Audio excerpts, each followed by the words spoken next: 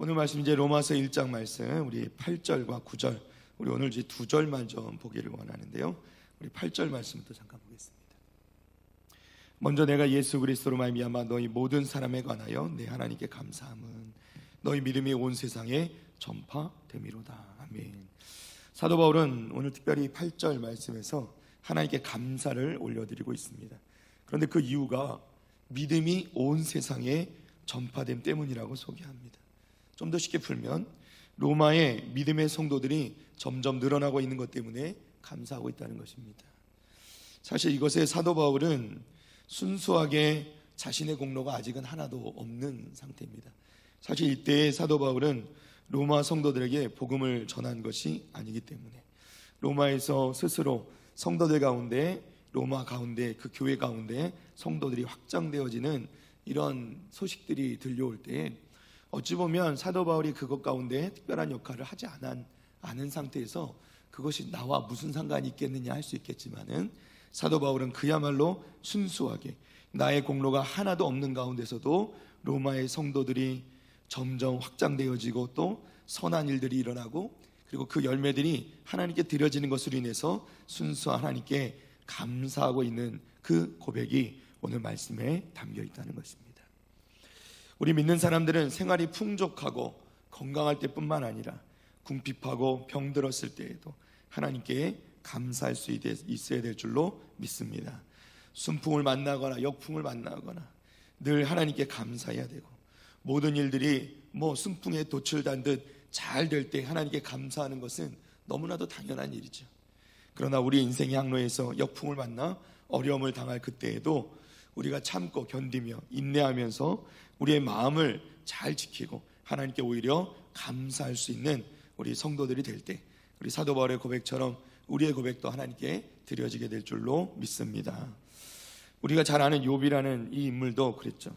그러한 역경 속에서도 믿음을 지키고 그는 하나님 앞에서 정말 그의 믿음 가운데서 그 입술을 지킴으로 하나님을 원망치 않았기 때문에 하나님 앞에서 부끄러운 줄도 모르고 날뛰던 이 사단의 입을 봉해버렸고 아직까지도 우리에게는 그 고난을 이겨내고 또 하나님께 칭찬받은 믿음의 사람으로서 욥이 등장하고 있는 것입니다.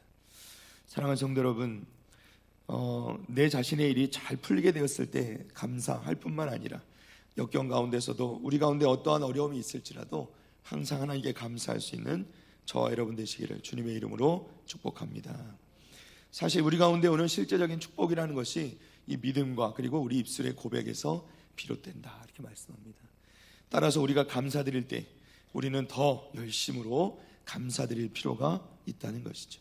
사도 바울은 그냥 막연하게 하나님께 감사한다 이렇게 말하지 않고 내 하나님께 감사한다 이렇게 표현합니다. 내 하나님께 감사한다. 선지자들도 그러하고요. 또 믿음의 우리 선배들, 우리 성경에 나오는 많은 인물들이 그들이 아브라함의 하나님, 이삭의 하나님, 야곱의 하나님을 찾았던 것을 기억합니다. 정말 그야말로 우리가 하나님께 감사할 때 내 하나님께 감사할 수 있는 그런 믿음의 고백이 있기를 바랍니다.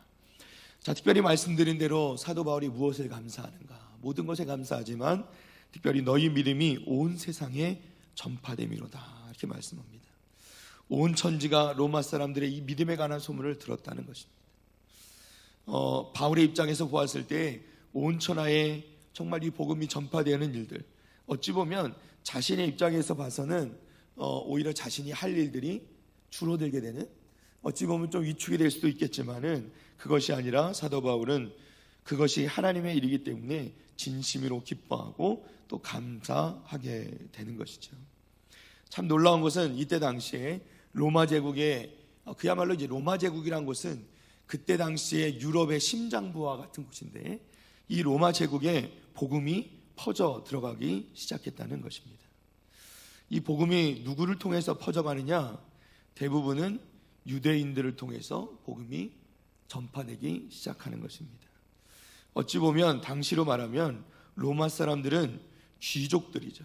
그야말로 로마는 당시에 전 세계를 석권하는 대제국을 수립한 후에 그들은 그야말로 교만해질 대로 교만한, 그리고 부를 누리며 사치스럽게 살았던 사람들이 로마 사람들이죠.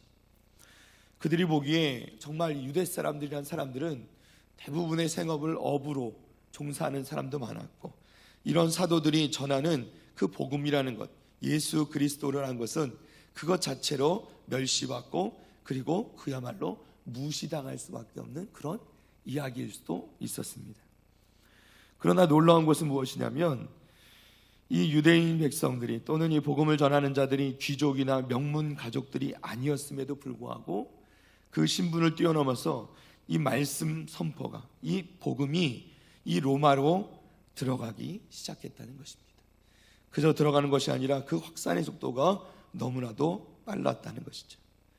그래서 사도 바울은 이 말씀을 전하면서 이들이 온 세상에, 그야말로 모든 이들에게 복음이 전파되는 것에 감사하는 감사의 제목을 올리고 있는 것이죠.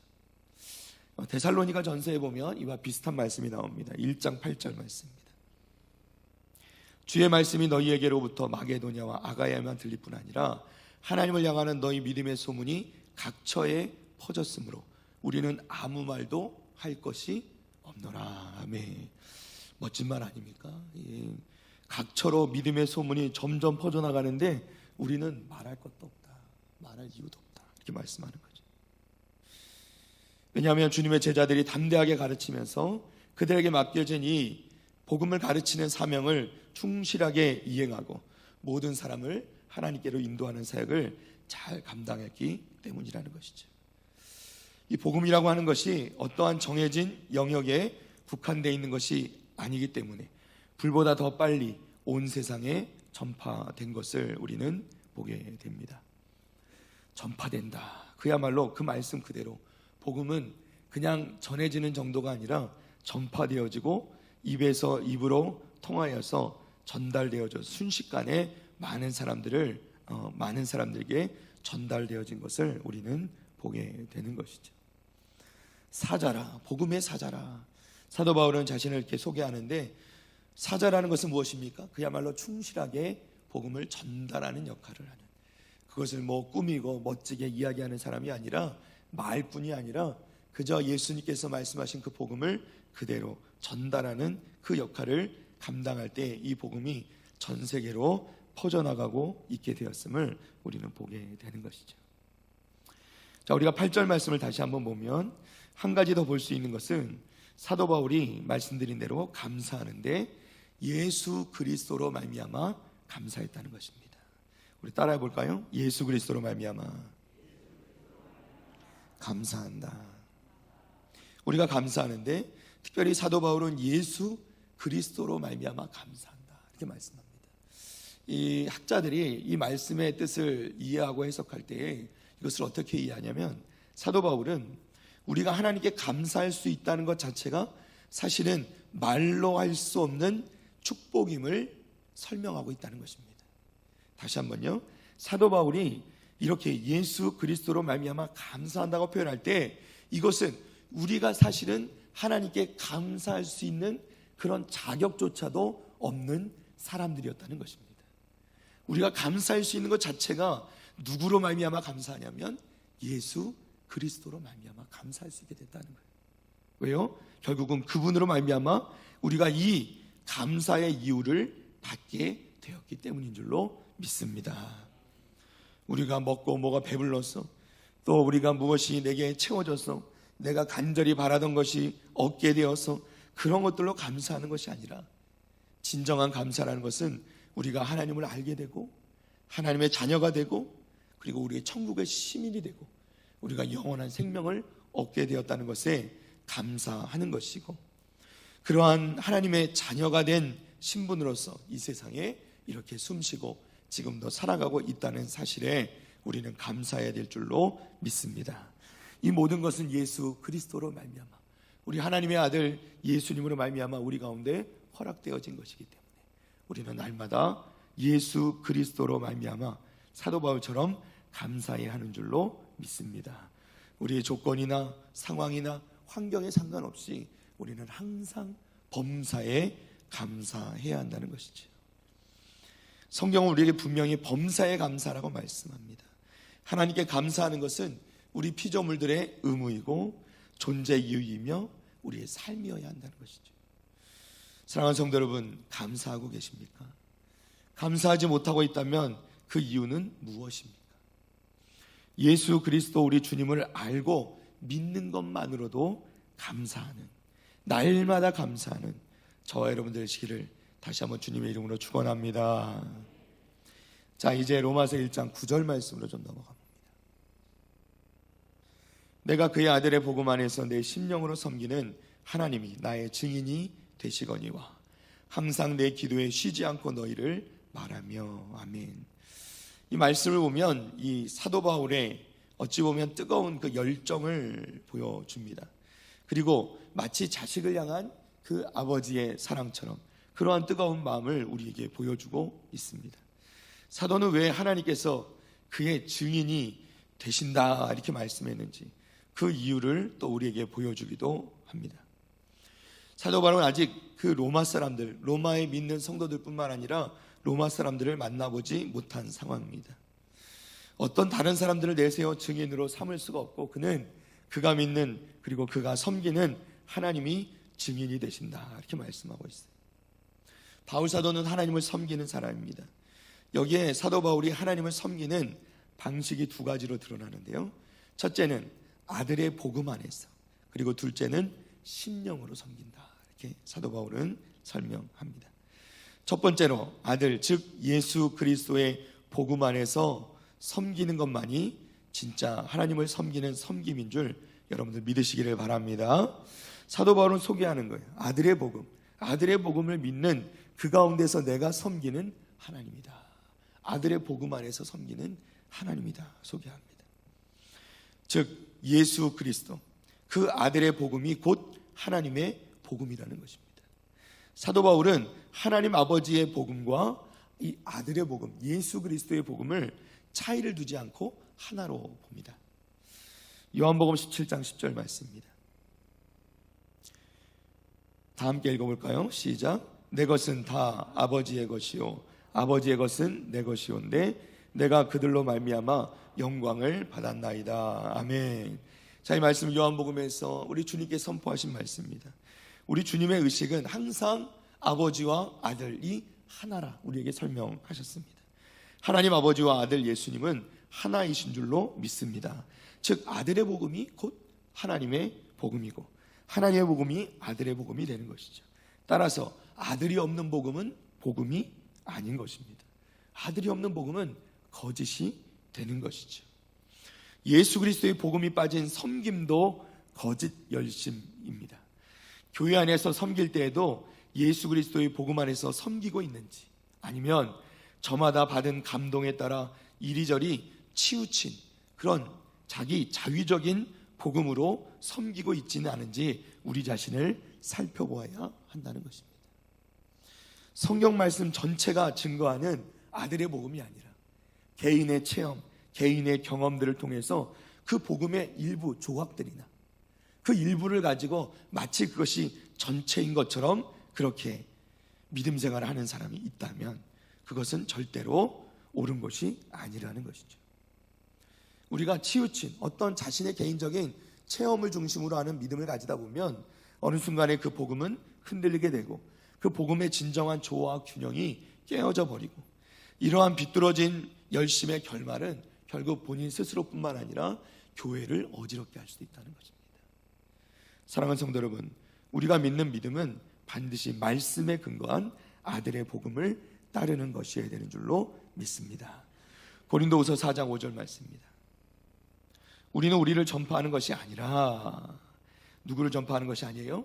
우리를 전파하는 것이 아니라 오직 예수 그리스도, 오직 그리스도 예수의 주 되신 것과 또 예수를 위하여 우리가 너희의 종된 것을 전파함이라. 아멘. 사도 바울은 항상 자신이 섬기는 섬김이 자신의 것이 아니라 누구의 것이에요? 예수 그리스도의 것이라고 분명히 알고 있었고 그렇게 전하고 있었다는 것이죠. 이것은 사도 바울이 전하는 복음에 너무나도 선명한 그러한 말씀이었다는 것입니다. 아들이 없는 복음은 진정한 복음이 아니라는 것. 사랑하는 성도 여러분, 이것을 꼭 믿으시는 우리 성도들 되시기를 바랍니다. 두 번째로는 심령으로 섬기는 것입니다. 사도 바울은 자신이 심령으로 섬기는 하나님이 증인되시기를 원한다 이렇게 고백하죠. 심령으로 섬긴다 할 때는 이것은 크게 두 가지 의미를 가집니다. 하나는 우리가 성경에 보면 영으로 섬긴다 할 때 이 영이라는 것에는 마음을 다하고 목숨을 다하고 힘을 다하고 뜻을 다하고 그런 섬김을 의미하는 거예요. 그야말로 그 극진한 섬김, 아끼지 않는 모든 것을 다 드리는 그 섬김을 의미하는 것이 이 심령으로 섬겼다는 표현이라는 겁니다. 사도 바울은 그 하나님께서 자신이 그렇게 극진히 섬겼던 하나님께서 자신이 증인이 되어 주시기를 바라고 있다는 겁니다.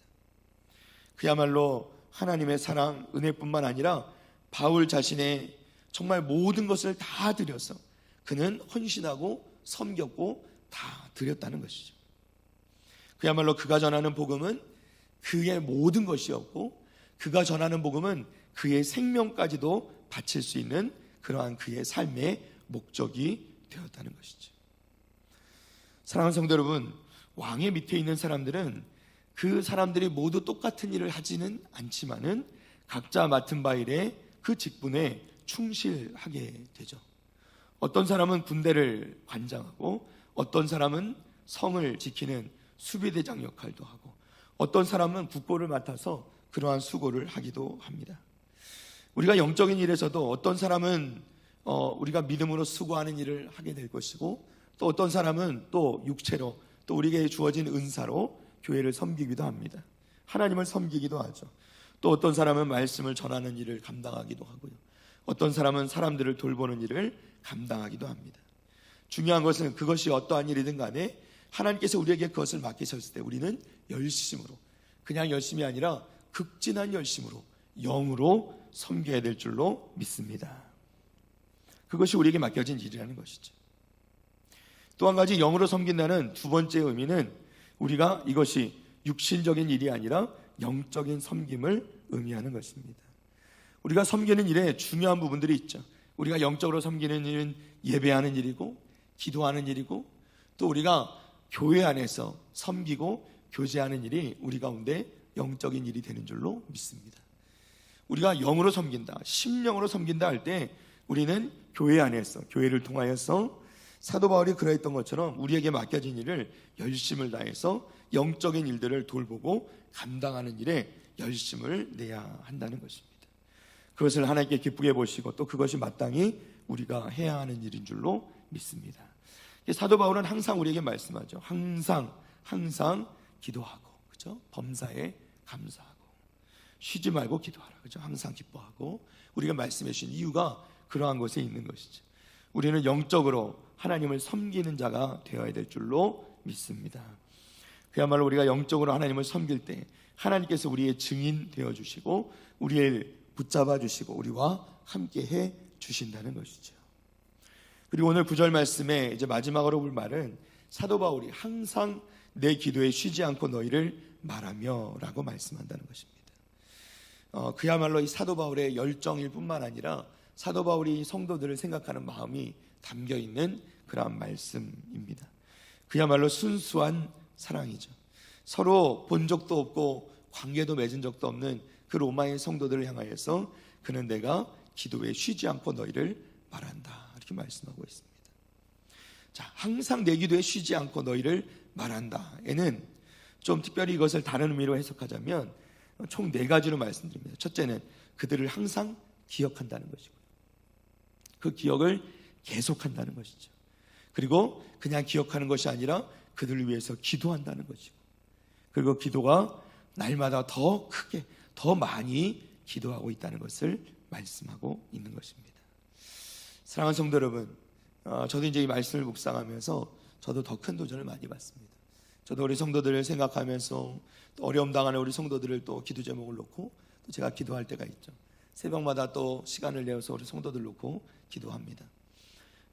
대신방을 통해서 아직 대신방을 받지 못하신 성도들께서도 계시지만은 대신방을 통해서 얻은 기도 제목은 제가 하나도 놓치지 않고 다 꼼꼼히 보고 또 지금도 시시때때로 보고 그때마다 다시 기도하고 있습니다. 사랑하는 성도 여러분, 단지 목회자뿐만 아니라 우리에게 맡겨진 귀한 사명 감당하기 위해서 날마다 우리가 붙잡고 지역장들도 우리 교사들도 그리고 또 우리 장로님들도 직분자들 우리 권사님들도 날마다 우리가 기도하게 될 때 우리 북일교회가 든든히 서게 될 뿐만 아니라 하나님의 나라가 든든히 서게 될 줄로 믿습니다. 우리가 사도 바울 같은 그러한 뜨거운 마음만 우리가 가지고 있다면 우리는 결코 어떠한 어려움에도 흔들리지 않으며 우리 북일교회 공동체가 더 힘차게 하나님께 맡겨준 귀한 사명 감당하며 나아가게 될 줄로 믿습니다. 사랑하는 성도 여러분, 우리 가운데 이러한 귀한 사귐이 교제가 있게 되기를 주님의 이름으로 축복합니다. 말씀을 정리합니다. 제가 시 한 편을 좀 읽어드릴 텐데요, 잘 들어보시기 바랍니다. 왜 모두 기뻐하지 않을까요? 당연하다는 사실들. 아버지가 계시고 어머니가 계시다. 손이 둘이고 다리가 둘. 가고 싶은 곳을 자기 발로 가고 손을 뻗어 무엇이든 잡을 수 있고 소리가 들리고 목소리가 나오고 그보다 더한 행복이 어디 있을까? 그러나 아무도 당연한 사실들을 기뻐하지 않아. 당연한 걸 하면서 웃어버린다. 새끼를 먹는다. 밤이 되면 편히 잠들 수 있고 그래서 아침이 오고 바람을 실컷 들이마실 수 있고 웃다가 울다가 고함치다가 뛰어다니다가 그렇게 할 수 있는 모두가 당연한 일, 그렇게 멋진 걸 아무도 기뻐할 줄 모른다.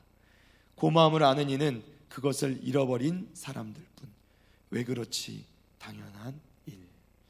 당연한 일이라는 제목의 시인데요, 이 시는 일본 대학 의학부를 졸업하고 내과 의사로 근무했던 이무라 가즈키오라는 이 사람이 지은 시인데, 이분은 섬유육종암이라는 이 암에 걸려 그 암이 폐까지 전이되어 안타깝게도 32살의 나이로 세상을 떠납니다.